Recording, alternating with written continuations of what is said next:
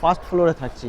আর আমার hotel room কত, মানে হোটেল ভাড়া কত, বাইক নিয়ে এলে বাইকটা রাখবে কোথায়, মানে নিউ দীঘা বিচে যখন আসবে, ঘুরতে আসবে এই সময়, অর্থাৎ এই ভোটের আগে। আমি এসেছি একদম ভোটের আগে। এই ভোটের আগে এই সময় দীঘায় আসা যাবে কিনা, এই মানে অ্যাকচুয়ালি এই বিকালের দিকটায় আমার মনে হয় এদের কত চেঁচাচ্ছে, দেখো এরা এরা কিন্তু ফুল এনজয় করছে দীঘার জগন্নাথ মন্দিরের একদম কাছে। আর দেখো এইদিকে দেখতে পাচ্ছ এই যে মন্দির, আর ভিতরে যেতে দেখো ইলিশ।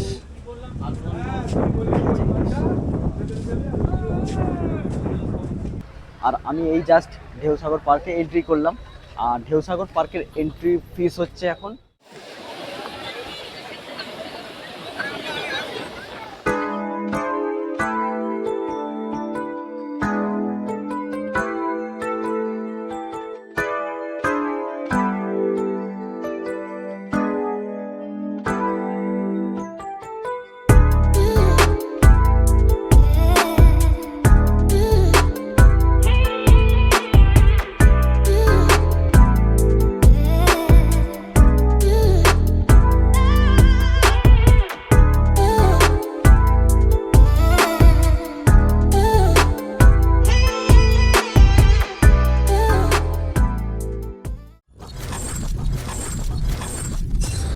Hello and welcome. তো বন্ধুরা, এই মুহূর্তে আমি রয়েছি নিউ দীঘাতে। আর এখন আমি এখান থেকে যাব নিউ দীঘা বিচে। তো প্রথমে তোমাদেরকে বলে দিই যে আমি যে হোটেলে থাকছি তার একটুখানি বিবরণ। সো এই দেখো, এই যে হোটেল দা হিন্দুস্তান, আমি যে হোটেলটায় থাকছি, এই যে হচ্ছে এই হোটেল, আমি এই হোটেলের ফার্স্ট ফ্লোরে থাকছি। আর আমার হোটেল রুম কত, মানে হোটেল ভাড়া কত, সেটা আমি তোমাদেরকে ভিডিও শেষে বলছি। আর এই হোটেলটা কোনখানে আমি তোমাদেরকে একবার বলে দিই। এই হোটেলটা হচ্ছে জাহাজবাড়ি যে আছে তার অপোজিটে, মানে মেন রোড থেকে অপোজিটে এসে একটুখানি ভিতরে। তো যারা বাইক নিয়ে আসবে তাদের জন্য কি বলবো, এটা একটা দারুণ অপরচুনিটি। সো যাই হোক, আমার বাইক রয়েছে ওই যে ভিতরে, ওই ভিতরে রয়েছে। আমি এক্ষুনি বাইক বের করব এবং বাইক বের করে আমি তোমাদেরকে নিয়ে যাব বিচে, মানে নিউ দীঘার বিচে। তারপরে ওখান থেকে আমি যাব কিন্তু মোহনায়। সো যাই হোক, চলো আমরা একটু একটু করে ঘুরে নিই। তো বন্ধু, প্রথমেই আমি তোমাদেরকে বলি, আমি যে হোটেলে থাকি সেইখান থেকে এইখানে আসতে আমার খুব জোর হলে 2 মিনিট সময় লেগেছে। 2 মিনিটও হবে না যদিও, তবু 2 মিনিট বলছি। আর 1 নম্বর 2 নম্বর হচ্ছে যে যাদের মনের মধ্যে কোশ্চেন থাকতে পারে যে বাইক নিয়ে এলে বাইকটা রাখবে কোথায়, মানে নিউ দীঘা বিচে যখন আসবে, ঘুরতে আসবে, হোটেল থেকে বিচে যখন ঘুরতে আসবে তখন বাইকটা কোথায় রাখবে, এটা একটা কোশ্চেন আসতে পারে। সো কোশ্চেন অ্যান্সার হচ্ছে যে এই দেখো এইখানে যে জায়গাটা রয়েছে, মানে এই যে সরকারি যে ক্যাফেটা রয়েছে তার একদম বিচ সাইডে রয়েছে এই জায়গাটা, ওপেন জায়গাটা। এইখানে তোমাদের বাইকটাকে তোমরা পার্কিং করতে পারবে। তো এইখানে বাইকটাকে পার্কিং করে দিয়ে তারপরে তোমরা টোটাল বিচটাকে ঘুরতে পারবে। সো আমি এসেছিলাম দুপুরবেলা এসেও আমি ঘুরে গেছি এবং আমি এখানে স্নান করে গেছি। অ্যান্ড তারপর আমি আবার এখন এলাম। তো চলো এখন আমরা দেখি যে এই মুহূর্তে কীরকম মানুষের ক্রাউড রয়েছে, কীরকম মানুষ এসেছে আজকের ডেটে। তো আরেকটা ব্যাপার হচ্ছে সেটা হচ্ছে যে ধরো আমাদের মানে এই সময়, অর্থাৎ এই ভোটের আগে, আমি এসেছি একদম ভোটের আগে। এই ভোটের আগে এই সময় দীঘায় আসা যাবে কিনা, এইটা অনেকের মনের মধ্যে কোশ্চেন থাকতেই পারে। তো তোমরা জাস্ট অ্যান্সার দেখতে পাচ্ছ যে কোনো অসুবিধা নেই কিন্তু। এবং আমি বাইক নিয়ে এলাম বাড়ি থেকে দীঘা পর্যন্ত, আমার কিন্তু কোনো রকম অসুবিধা হয়নি এবং কোথাতেও আমায় আটকায়নি। এক জায়গায় আমায় আটকে ছিল, বাট আমাকে দাঁড় করায়নি, তার আগেও আমাকে বললো যে তুমি বেরিয়ে যাও। তো যাই হোক, দেখো এই হচ্ছে নিউ দীঘার, আমি প্রথম বিচে চলে এসেছি, মেন বিচে আর কি নিউ দীঘার। দেখতে পাচ্ছ কত মানুষ ঘুরছে, দীঘার ঠান্ডা হাওয়া খাচ্ছে, বিচের ঠান্ডা হাওয়া খাচ্ছে। দেখো এইদিকেও লোকজনে ভর্তি, অ্যান্ড এই দিকটাও দেখো, দেখতে পাচ্ছ মানুষে ভর্তি। এবং আমি যখন দুপুরে স্নান করতে এসেছিলাম তখন আমি দেখেছি যে আমি যেখানে বাইকটা রেখেছিলাম তার পাশেই কিন্তু অনেকগুলো বাইক ছিল। তার মানে একটা জিনিস হচ্ছে যে বাইকেও কিন্তু প্রচুর মানুষ এসেছে। সো এই হচ্ছে নিউ দীঘা বিচ। দেখো এখনও কিন্তু জলটা অনেক দূরে আছে, দেখতে পাচ্ছ জলটা কিন্তু এখনও অনেক দূরে আছে। এবার জল কিন্তু আস্তে আস্তে আস্তে আস্তে বাড়বে। তো চলো আমি একবার নিচের দিকে যাই, তোমাদেরকে দেখাই একদম জলের কাছ থেকে। তো যেটা বলছিলাম, এখনও যাদের মনের মধ্যে সন্দেহ আছে যে এই ভোটের আগে বা ভোটের এই মুহূর্তে দীঘায় আসা যাবে কিনা, দেখো এখানে এসে যেটা বুঝতে পারলাম সেরকম কোনো কিছু ব্যাপার নেই, তুমি চাইলে অবশ্যই আসতে পারো। নিচে থেকে উপরের দিকটা দেখো কত মানুষ বসে আছে কিন্তু, দেখতে পাচ্ছ। তবে হ্যাঁ, মানে যেরকম ভিড় থাকে, মানে গত বছরে এই সময় যেরকম ভিড় ছিল দীঘায়, হয়তো সেরকম ভিড় হবে না, মানে তার থেকে একটু কম হতে পারে। আর এই কম হওয়ার কিছু মানে ভালো সুবিধাও রয়েছে। কীরকম? যেমন ধরো প্রথমত হোটেলের রুম ভাড়াটা কম পাবে, এবং তাছাড়া হচ্ছে বিভিন্ন রকমভাবে সব জায়গায় ঘুরে আর সব কিছুভাবে তোমরা কিন্তু আনন্দ পাবে। আর খুব বেশি ভিড় হয়ে গেলে কী হয়, অসুবিধা হয়। তো এখান থেকে আমি এখন যাব কিন্তু মোহনায়, এবং ওখানে গিয়ে আমি ইচ্ছে আছে যে মাছের মার্কেটটা ঘোরার। তো তোমরা ভিডিওটা কন্টিনিউ করো, আশা করছি তোমাদের খুব ভালো লাগবে এবং বেশ কিছু ইনফরমেশন তোমরা পেতে চলেছো এই ভিডিওর মধ্যে। একদম কারেন্ট আপডেট নিয়ে এসেছি আমি দীঘা। আর দেখো, দেখতে পাচ্ছ কতগুলো ঘোড়া রয়েছে এখানে, মাঝে মাঝে ঘোড়ার খেল দেখাচ্ছে এখানে। দেখো এখানে একটা গ্রুপ এসেছে, মানে টোটাল একটা গ্রুপ, ওরা এখানে ফুল এনজয় করছে, মানে ফটো শ্যুট করছে আর কি। তো কি বলবো, ওরা কিন্তু খুব আনন্দ করছে, মানে হো হো চেঁচামেচি করছে। যাই হোক, প্রচুর এনজয় করছে, আর সবাই এই দীঘায় এনজয় করতেই। ভাই ভাই অসাধারণ লাগছে, যাই বলো। মানে অ্যাকচুয়ালি এই বিকালের দিকটায় আমার মনে হয় কত চেঁচাচ্ছে, দেখো এরা এরা কিন্তু ফুল এনজয় করছে। যাই বলো, গ্রুপে এলে একটা মজা আছে। আর মানে এই বিকালের দিকটাই সব থেকে কিন্তু ভালো লাগে দীঘার। এই যে ঠান্ডা হাওয়াটা চলে, দারুণ লাগে, দারুণ ভাই। দেখতে পাচ্ছ ওরা ফুল এনজয় করছে। তো বন্ধুরা, আমি এখন চলে এসেছি কিন্তু দীঘার জগন্নাথ মন্দিরের একদম কাছে। আর দেখো এইদিকে দেখতে পাচ্ছ এই যে মন্দির, আর ভিতরে যেতে গেলে এইভাবেই কিন্তু লাইন দিয়ে প্রবেশ করতে হবে, বুঝতে পেরেছো তো? সবাই যে জুতো খুলে তারপরে লাইন দিয়ে এইভাবে প্রবেশ করছে, আর লাইনটাও শুরু হচ্ছে ওইখান থেকে। দেখো এখান থেকে কিন্তু দারুণ লাগছে।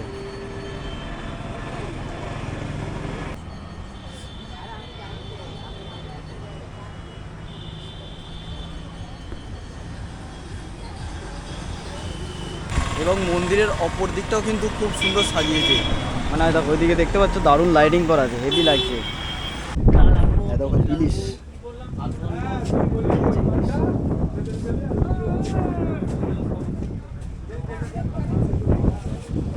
চিংড়ি রয়েছে বেশ কয়েকগুলো সাইজের। তো বিষয়টা আমি তোমাদেরকে এবার ক্লিয়ার করে দিই। দেখো, আমি তো প্রথমত আমার মনের মধ্যে কোশ্চেন ছিল যে মোহনায় সন্ধ্যাবেলা ঠিক পরিবেশটা কীরকম থাকে। এখানে এসে দেখলাম দোকান তো খোলা রয়েছে মাছের সব, বাকি সেরকম মানুষের ক্রাউড নেই। দেখো এই দিকে চলে যাচ্ছে রাস্তাটা, যেটা ওই মানে সমুদ্রের দিকে যাওয়া যায়। আর মাছের ব্যাপারটা যেটা, মানে আমি জিজ্ঞাসা করলাম, এই দাদাকেই জিজ্ঞাসা করলাম, এই যে দাদা বসে আছে এই দাদাকেই জিজ্ঞাসা করলাম মাছের ব্যাপারটা, যে কোন সময় নিলে বেস্ট হবে। যেহেতু আমি আগামীকাল বিকালবেলা এখান থেকে বেরোবো, তাহলে কোন সময় নেওয়াটা আমার বেস্ট হবে। তো দাদা বললো যে সকালবেলায় এসো, ফ্রেশ মাছ ঢুকবে, তুমি কালকে সকালে নিও, সেটাই বেস্ট হবে। তো সেই জন্য আমিও চিন্তা ভাবনা করলাম যে সেটাই পারফেক্ট হবে। এবং ওই যে ছোটো ছোটো যে কন্টেনারগুলো রয়েছে, ওই কন্টেনারে প্যাকিং করার পরে 3 দিন থাকে, তাই তো বললে দাদা? 72 ঘন্টা ঠিক থাকে। ওই কন্টেনারে প্যাকিং করে নিয়ে গেলে 72 ঘন্টা মাছটা ঠিক থাকবে। তো তোমরাও সেইভাবে নিতে চাইলে সেভাবে প্যাকিং করিয়ে নেবে। আর এই যে দাদারা তো রয়েইছে, কোনো ব্যাপার নেই। এখানে আরও অনেক দোকান আছে, চলো আমি একবার তোমাদেরকে ওই দিকটা ঘুরে আসি। হ্যাঁ, কী বলছো দাদা? সকালে আসবে, মোহনা মার্কেট সকালে হয়। আচ্ছা আচ্ছা আচ্ছা, মোহনাটা দেখার হয় সকালে। এমনি দেখার হলে তো সকালে, আমি জানি। আমার মানে মনের মধ্যে কোশ্চেন এলো যে সন্ধ্যাবেলাটা গিয়ে দেখি আবার কেমন সন্ধ্যাবেলা থাকে। তেমন লোক থাকে না, আচ্ছা আচ্ছা আচ্ছা, ফাঁকা হয়। হ্যাঁ দোকান সেটা বন্ধ দেখতে, হ্যাঁ হয়ে ওটাই যায়। দেখতে পাচ্ছি তো। সকালে ফুল মার্কেট থাকে। আর ওদিকেও সেভাবে পিয়ারের দিকে গেলেও সেভাবে কিন্তু লোকজন নেই। তবু আমি একবার তোমাদেরকে নিয়ে যাচ্ছি পিয়ারের দিকে। আর দেখো এখানে বিভিন্ন রকমের কিন্তু শুটকি মাছ রয়েছে। এই দেখো, ভিডিও করে নাও। হ্যাঁ ভিডিও করে নিচ্ছি। আর অফ সিজনে এখন শুটকি কেউ খাবে? হ্যাঁ ওইটাই হচ্ছে ব্যাপার, শীতের সময় হলে সেটা বাড়ি কোথায়? আমার বাড়ি হুগলি, হরিপাল। পিয়ারের দিকে এখন গিয়ে লাভ নেই, মানে লোকজন সেরকম নেই, অন্ধকার। সো চলো আবার আমরা ফিরে যাই। এখন যাব ওল্ড দীঘায়। তো এখানে কয়েকটা দোকান ছাড়া আর সেরকম কিন্তু কিছু নেই, আর লোকজনও সেরকম নেই। তো তাই বলছি যে মানে যারা তোমাদের মনের মধ্যে এরকম কোশ্চেন আসতে পারে আমার মতোই, যে মোহনায় সন্ধ্যাবেলায় গেলে কীরকম দেখতে পাবে বা কী রকম ভিড় থাকে না থাকে, তো সেটার জন্যই আমি মেনলি তোমাদেরকে দেখালাম। তো এখান থেকে আমি কিন্তু এখন ওল্ড দীঘায় যাব, এবং ওখানে গিয়ে দেখবো যে ওখানে কীরকম আজকের ক্রাউড রয়েছে। সো চলো যাওয়া যাক ওল্ড দীঘা। তো আমি এখন কিন্তু চলে এসেছি ওল্ড দীঘায়। আর ওল্ড দীঘার এই জায়গাটা কিন্তু সবসময় মানে কি বলবো, মানুষের প্রচুর ভিড় থাকে, দেখতে পাচ্ছ। এটা মেন জায়গাটা অ্যাকচুয়ালি স্ট্যান্ডটা, এখানটা যে স্ট্যান্ড মানে অটো স্ট্যান্ড বা বাস স্ট্যান্ড, যাই হোক টোটো স্ট্যান্ড, সবই স্ট্যান্ড। তো চলো আমি তোমাদের ওল্ড দীঘার বিচের দিকে নিয়ে যাচ্ছি এখন। এবং তোমাদেরকে দেখাবো যে এইখানে কেমন মানুষের ভিড় আছে। অনেক তো ভাবছিল যে ভোটের সময় হয়তো সেরকম মানুষ আসে না, বাট আমি তো এসে দেখতে পাচ্ছি যেটা, যে সেরকম কোনো ব্যাপারই না ভাই, সেরকম কোনো ব্যাপারই না। দেখো দেখো ঝড়া লেগে গেছে, দেখো দেখো দেখো ঝড়া লেগে গেছে। ও চলো বিচের দিকে নিয়ে যাই। এই তো এখান থেকে বাইক তো আসছে, আমি বাইকটা ওখানে রেখে এলাম এক সাইডে।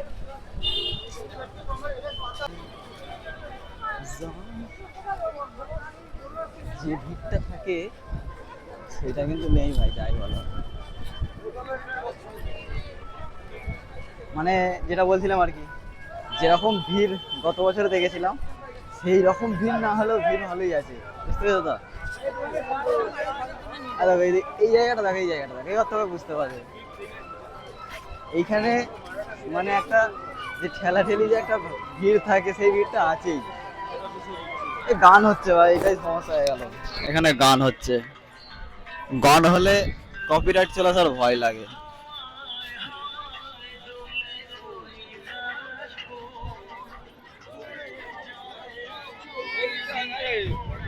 এবার কি মনে হচ্ছে বলো? এবার এবার সেই লাগছে তো? ভিড় ভিড় সেরকমই আছে। ওল্ড দীঘার যে মানে ক্রেজ, ওল্ড দীঘার যে ক্রেজ, ওল্ড দীঘার যে ভাইব, আমি সেটাই দেখতে পাচ্ছি, আলাদা কিছুই দেখতে পাচ্ছি না।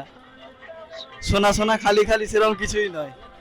জাস্ট দেখো, দেখতে পাচ্ছ যেমন যা মার্কেটিং করে সব সেরকমই করছে, কারবার সেরকমই জোরদার চলছে, মানুষজনও প্রচুর রয়েছে। আমার চা খাওয়ার ইচ্ছে হচ্ছে বুঝলো তো, অনেকক্ষণ থেকে খাওয়ার ইচ্ছে হচ্ছে, কিন্তু মানে আমার ভিডিও করতে করতে চা আর খাওয়া হচ্ছে না। জাস্ট দেখো,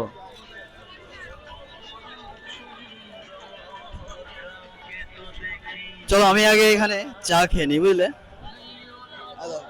এই চা গুলো আমার হেভি লাগে, লিকার চা করে তাই দারুণ লাগে।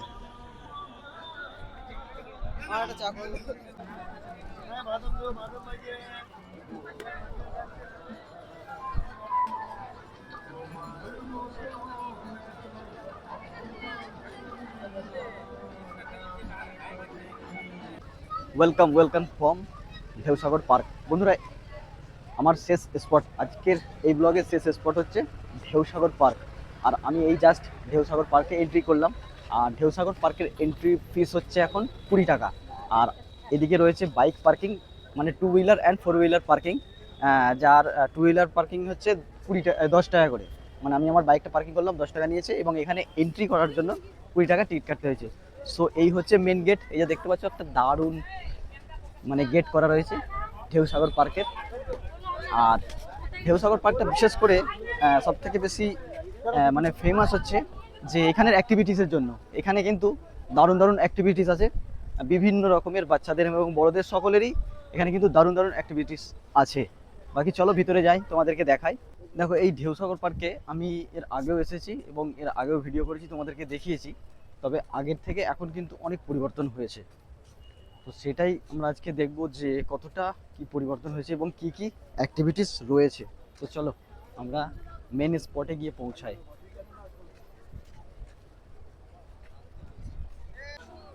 সময় হচ্ছে 8টা, রাত্রি 8টা এখন সময়। আর বেশিরভাগই যেটা দেখছি যে ঢেউসাগর পার্ক থেকে কিন্তু বেশিরভাগই পর্যটকরা বেরিয়ে যাচ্ছে। মানে অ্যাকচুয়ালি এখানে সন্ধ্যা থেকে এই পার্কটা চালু হয়ে যায়। চালু মানে কি, সারাদিনই খোলা থাকে, বাট মানুষের যে ক্রাউডটা সেটা সন্ধ্যা থেকেই দেখা যায় এখানে। আর বিশেষ করে এই পার্কটায় সন্ধ্যাবেলা এলেই বেস্ট, কারণ বিভিন্ন রকমের যে অ্যাক্টিভিটিসগুলো আছে সেইগুলো এই সন্ধ্যাবেলা এলেই করাটা পসিবল হবে। কারণ দিনের বেলায় প্রচণ্ড গরম, রৌদ্র, তাই সেটা পসিবল হবে না, সম্ভব হবে না, পারবে না করতে। বাট সন্ধ্যাবেলায় এলে সব থেকে দারুণ। এক তো মানে এই পার্ক থেকে বিচের হাওয়া খাওয়া যায়, বিচ দেখা যায়, তার সঙ্গে সঙ্গে হচ্ছে পার্কে যে অ্যাক্টিভিটিসগুলো রয়েছে সেইগুলোর পুরোপুরি এনজয় করা যায়। আর সামনেই রয়েছে কিন্তু সেই কি বলে তুর্কি আইসক্রিম না কি বলে না, সেইটা আছে। গতবারে আমি দেখেছিলাম প্রচুর ভিড় ছিল ওই জায়গাটা, দারুণ লাগছিল। তো এবারে দেখতে পাচ্ছি যে সেরকম ভিড় নেই, ফাঁকা ফাঁকা রয়েছে। তার কারণ হচ্ছে সময়টা কিন্তু অলরেডি পার হয়ে গেছে, মানে সন্ধ্যা থেকে এসে সবাই প্রবেশ করে আর ওই 8টা 9টা পর্যন্ত সব থাকে। এবং এই দেখো এই যে টয় ট্রেনটা রয়েছে, এটা ইলেকট্রিক টয় ট্রেন। এই টয় ট্রেনটা চাপলে পুরো পার্কটা ঘুরে দেখতে পারবে। আর তার সঙ্গে আমাদের বাঁ দিকে রয়েছে বোটিং, দারুণ বোটিং আছে, আমরা বোটিংও করেছি এর আগে যখন এসেছি। এই দেখো এই তুর্কি সাইকেল,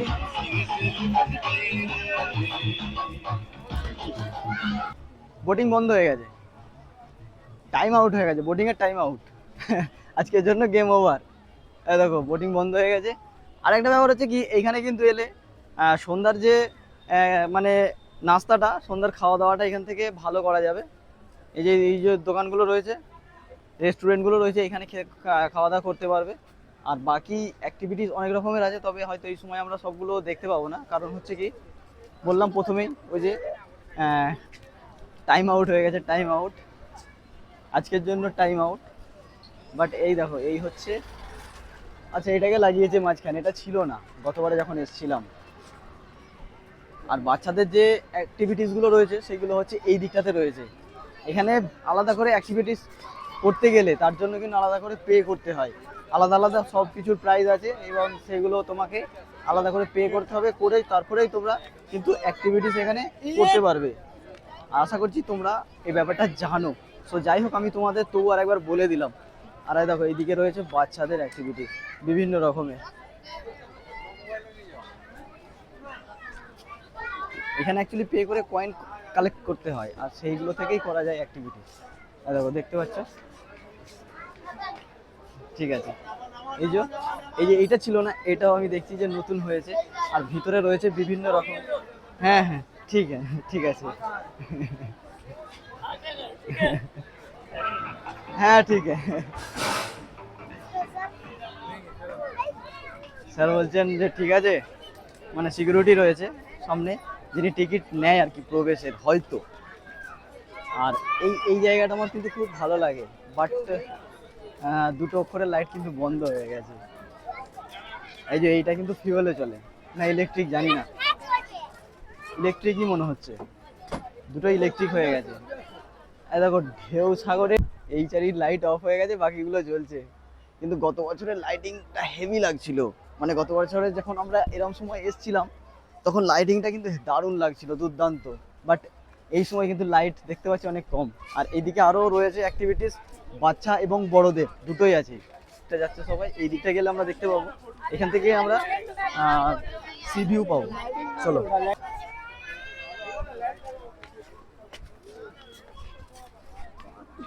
আচ্ছা, এই লাইটিং লাগিয়েছে যেটা ছিল না গতবারে। তবে আমার তো কি বলবো, অন্ধকার অন্ধকার লাগছে গতবারের থেকে। চলো আমি এখান থেকে তোমাদের সি ভিউটা দেখাই।